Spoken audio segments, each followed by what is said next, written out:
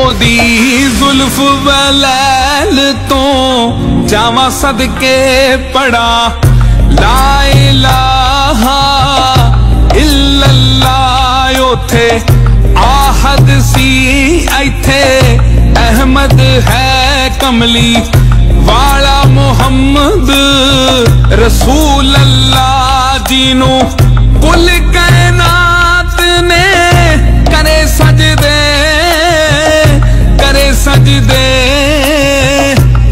सजदे ले कुरान दा पाक फरमान आया सोने नबी दियां सिफतां की आखां कुल नबियां दा सरदार आया। ओहो बोले ते अल्लाह पिया बोलदा ए कैसा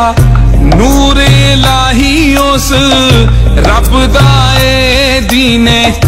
जग विच पैदा इस्लाम कीता ओनू फिक्र यारा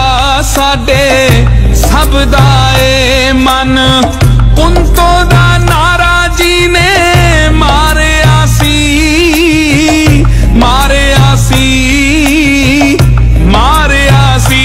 हक सच दा बन पहरेदार आया सोने नबी दियां सिफतां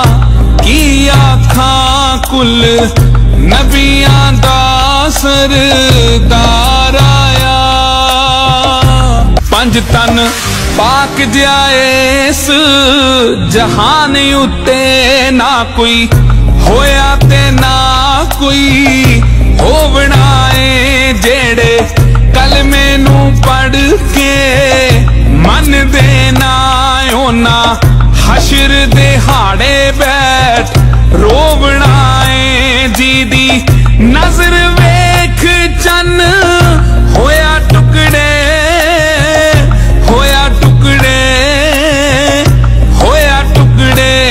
ऐसा चन्ना चो चन बा कमाल आया सोने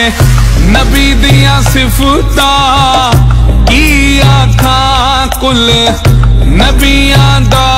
सरदार आया जीदा